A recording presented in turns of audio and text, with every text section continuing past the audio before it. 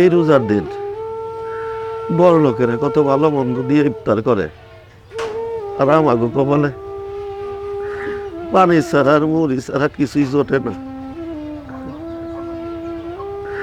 আল্লাহ জানে আমার বউটা কখন হইব, ইফতারের সময় তো হয়ে গেছে। ও বউ, বউ, আল্লাহ জানে। ও আল্লাহ রে, ও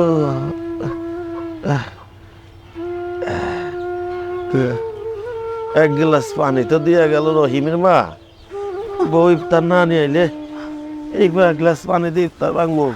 এই তো আমি আই পড়ছি। আরে তুমি আবার উঠছো কেন? কি ব্যাপার? পানি দিয়ে গেল কারা? ওই বাড়ি রহিমের মা। আমি ডাক দিলাম ভাবে একটু বড়তে ইফতার করবো, আমার এক গ্লাস পানি দিয়ে যান। ওইভাবে এক গ্লাস পানি দিয়ে গেছে বউ।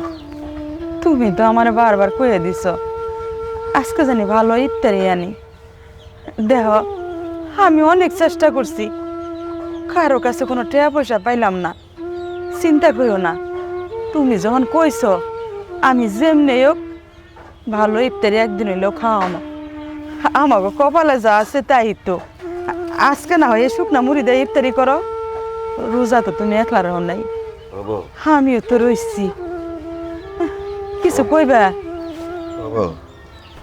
আমার তো তোমার এতই খারাপ যে আমরা ভালো মন্দ ইফতার করতে পারবো না। আমাকে বাড়ির আশেপাশে তো অনেক বড় লোক আছে, তারা তো অনেক ভালো মন্দ দিয়ে ইফতার করে, কিন্তু আমাকে তো পরাম চায়।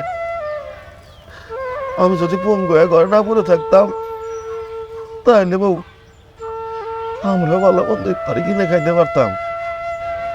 ধরো তুমি এমন করে কেন কইতেছ? তুমি দুঃখ করো না, কপালে যদি ভালো মন্দ ইফতারি থাকে তাহলে একদিন না একদিন আমরা ভালো কিছু দিয়ে ইফতারি করুম। আজান দিয়া ফেলাইব, আমি উজু করে আহি। তোমার একটা কথা কই, আসলে আমাদের কপাল খারাপ। আমাকে কপাল যদি খারাপই না হইব তাহলে দেখো আমাকে 15 বছরের একটা সন্তান মারা গেল। আল্লাহ আল্লাহ কি লাগে আমাকে সন্তান তুলে নিল। তুমি কে এসব কথা কইয়া মনের মধ্যে এত কষ্ট নিতেছ? তোমার কি মনে হয় আমার কি কিছু মনে পড়ে না? আমার কি কষ্ট লাগে না? তোমার খালি একলাই কষ্ট লাগে? আমি তো মা, আমি কি করব? আমি তো সহ্য করতে পারি না, তারপরেও আমি বুকের মধ্যে চাপা দিয়ে রাখি। দুঃখ করো না, আল্লাহ যা করে ভালোর জন্যই করে। সময় হয়ে গেল, তুমি থাকো, আমি মজুটা করে আই। আচ্ছা যাও।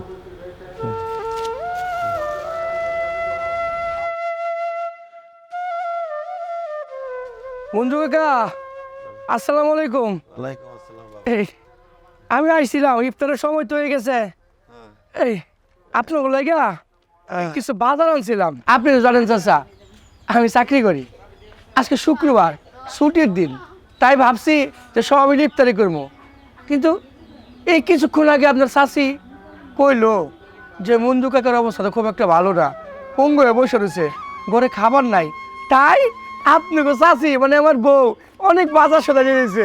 এই দেখেন মাছ মাংস সবই আছে। বাবা রে, এইটার কি দরকার ছিল?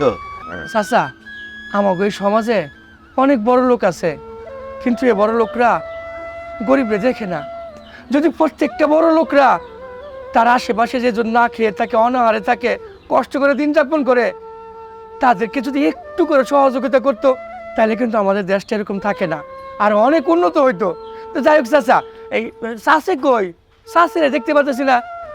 তোমার চাষি অজু করবার গেছে বাবা। ও আচ্ছা আচ্ছা, ঠিক আছে, তাহলে আমি গেলাম। তাহলে শাশুড়ি নিয়া সুন্দর এখানে মাছ আছে, দেখেন মাছ আছে, মাংস আছে, চাল ডাল সবই আছে। আচ্ছা ঠিক আছে যাই। বাজান, তুমি আমাগুলোকে ইফতার করে যাও, তোমার ইফতার করলে অনেক খুশি হব। দাঁড়া, তোমার চাষিকে ডাকতেছি। ও বউ, বউ আসো। আসসালামু আলাইকুম চাচি। ওয়ালাইকুম সালাম। এই যে আপনাকে চাচি মানে আমার বউ আপনাকে লাগে কিছু বাজার পাঠাইছে। দেখছো মেলা কিছু পাঠাইছে। তোমার আমি কইছিলাম না, যদি কপালে থাকে কেউ আটকাইতে পারবো না। আমার তো কপালে এগুলো হয়তো ছিল, তাই হয়েছে। তোর বাবা কি দিয়ে যে তোমার আমি আজকে ইফতারি দিব, এই যে শুধু শুকনা মুড়ি আছে, আমরা আজকে এইগুলো দিয়ে ইফতারি করুন। চাচি ইফতারের আজান দিয়ে বলাইছে, এখন তোর বাড়ি যেতে পারবো না, আপনাকে লোক ইফতারটা করে দেবো। জি, জি, জি। নাও। জি, নেন নেন, আপনারা নেন।